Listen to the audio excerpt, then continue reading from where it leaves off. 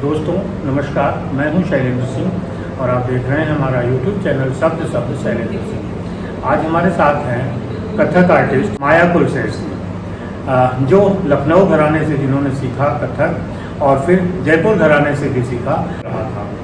इस तरीके से उन्होंने अपनी नृत्य की यात्रा शुरू की और वो सामाजिक रूप से भी तमाम काम कर रही हैं। ऐसे बच्चों को जो स्पेशल हैं उनको ट्रेन कर रही हैं, उनको एक दिशा दे रही हैं और इसी सिलसिले में वो लखनऊ में हैं। और कैसे माया की यात्रा शुरू हुई हम लोग आज बात करते हैं।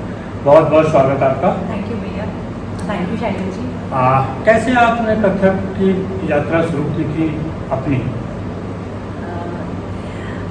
एक्चुअली जब मैं 3 साल की थी, क्योंकि मुझे पता नहीं था, मैं 3 साल की उम्र किसी भी बच्चे को पता नहीं होता है कि वो क्या करने जा रहा है। तो it's because of my parents, माता पिता का एक इंटरेस्ट था और साथ ही साथ एक घर का माहौल हम जैसे कह सकते हैं कि दोनों ही शिक्षक हैं। मैं जिस घर से आती हूँ, जिस परिवार से आती हूँ, जिस स्कूल से आती हूँ, वहाँ शिक्षा और कला का बड़ा महत्व है।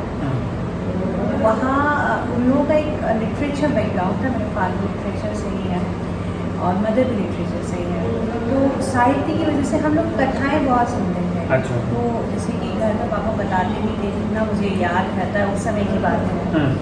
तो उनका वो राम का आना, रामायण से लेना, और क्योंकि उनका इंग्लिश भी एक सब्जेक्ट है, पोएट्री बहुत बताना, शेक्सपियर की ड्रामा, ये सब एक माहौल में रचा बसा था।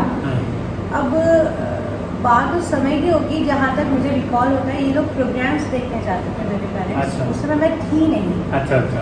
तो खजुराहो में मेरे माता पिता प्रोग्राम देखने गए। उस समय सुनील मानसिंह जी, अच्छा, जो एक बड़ी हम सभी के लिए भरतनाट्यम उड़ीसी की एक आर्टिस्ट है और बहुत युवाओं की इंस्पिरेशन भी है। तो उनका उन्होंने प्रोग्राम देखा उस समय, और भी कुछ आर्टिस्ट रहे हैं वो लोग, उन्होंने देखा। और शुभ नारायण जी भी थे, काफ़ी सारे बड़े बड़े आर्टिस्ट रहे उस समय के।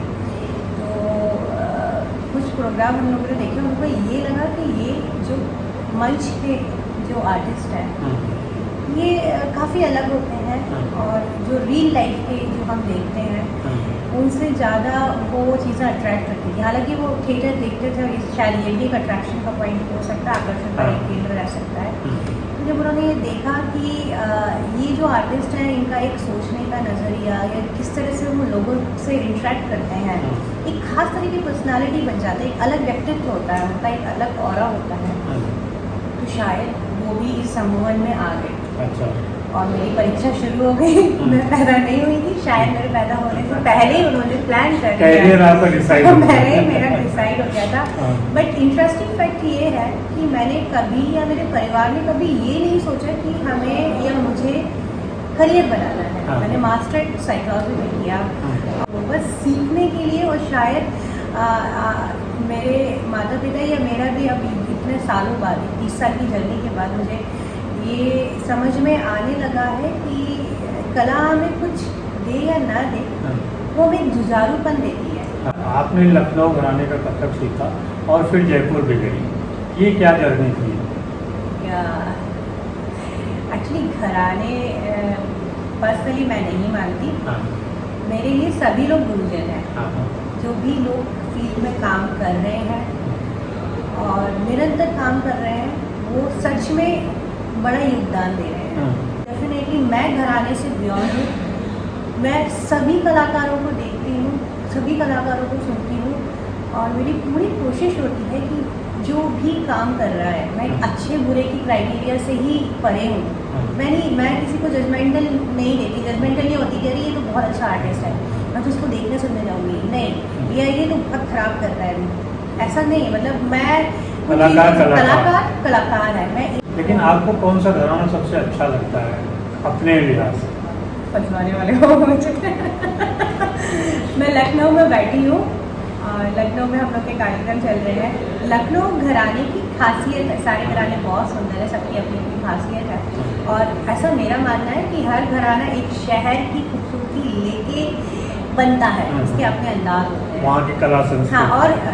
और दूसरा ये कि हर आर्टिस्ट की अपनी पर्सनालिटी होती है, एक व्यक्तित्व होता है। But that's it. तो ऑब्वियसली सारे घराने अच्छे हैं और सबका अपना एक अलग काम है। वो सबके बारे में कहना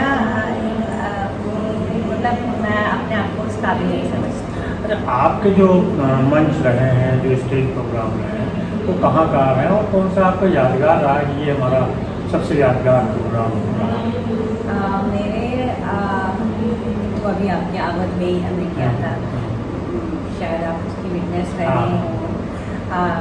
बहुत सुंदर रहा और बहुत बड़ी बात होती है कि जब आप लखनऊ में आए और लखनऊ के लोगों से इतना प्यार मिले, क्योंकि यहाँ बच्चा बच्चा कलाकार है, यहाँ की जो मिट्टी है वही कलाकारों वाली है। तो वो कह सकते हैं, खजुराहो फेस्टिवल कह सकते हैं, दुबई फेस्टिवल कह सकते हैं। एक मेरा अपकमिंग एक प्रोग्राम है जो मैं जावेद साहब और गुलजार साहब के सामने करने वाली हूँ। अच्छा। UAE में हो रहा है, मैं उसको खुद ही लिख रही हूँ। दुनिया भर के लंदन, अमेरिका, UK उस प्रोग्राम की सिम्फनी कर रहे हैं। अच्छा। Music symphony. तो मुझे लगता है यादगार कि एक यादगार प्रोग्राम हो, क्योंकि मेरा एक सपना था कि मैं ऐसे लोगों के सामने परफॉर्म करूं जो मौसीकी का बहुत, क्योंकि मेरा बड़ा इंटरेस्ट रहता है और ये मेरे लिए एक बड़ी बात रहेगी, क्योंकि वो प्रोग्राम जो मैं लिख रही हूँ वो मैं खुद ही लिख रही हूँ। अच्छा। तो ऐसे गुणी लोगों के सामने मैं अपनी लिखी हुई चीज़ें और 1.5-2 घंटे का बैले उसको उस तरह से बनाना यादगार। तो अभी जो आप लखनऊ में नया कॉन्सेप्ट लेके आई हैं बच्चों के लिए जो स्पेशल है, वो क्या है, थोड़ा उसके बारे में बताइए।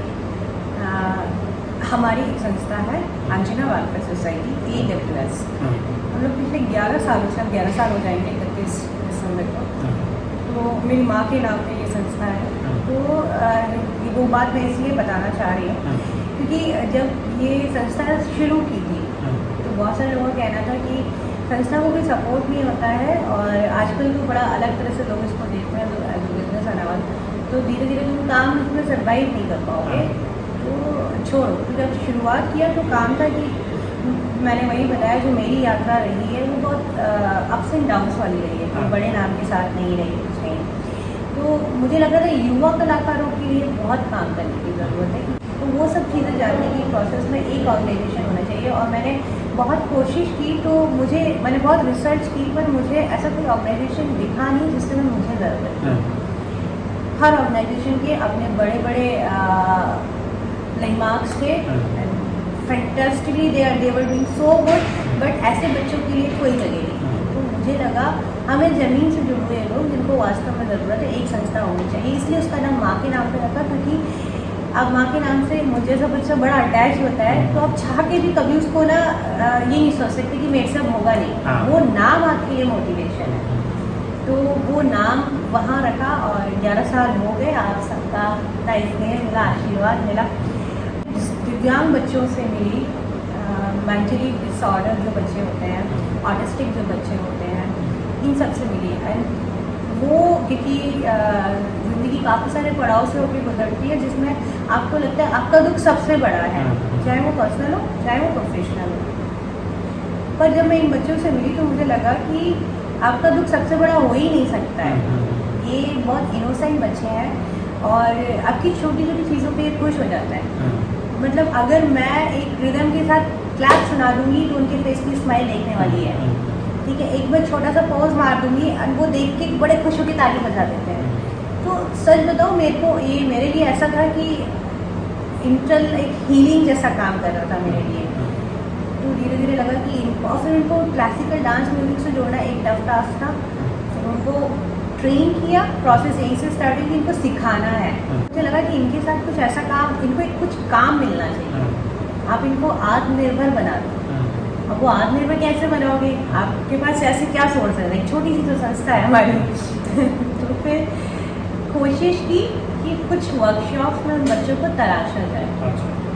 और अब कोशिश ये है कि जो वर्कशॉप चल रही हैं उनको किसी स्कॉलरशिप के माध्यम से, ये जो हमारे पास म्यूज़िक और ये जो इंडियन आर्ट्स है, भारतीय कला संस्कृति बहुत स्ट्रॉन्ग अपने आप में जगह रखती है। कुछ कहना चाहती हैं अपने बारे, हॉबीज़ के बारे में? हॉबीज़ बचपन इतना समय नहीं मिलता। लखनऊ में आई हूँ, बहुत आर्टिस्ट से मिली, आप से मिली, तो हाँ, ये देख के लगता है कि ज़िंदगी में आप कला को कैसे आप मतलब आगे बढ़ा सकते हो। उसके साथ साथ हॉबीज़ में लिखना पढ़ना मेरी हॉबी है। मैं अपने बैलेंस के लिए खुद ही लिखती हूँ, अपने डांस के लिए खुद ही लिखती हूँ।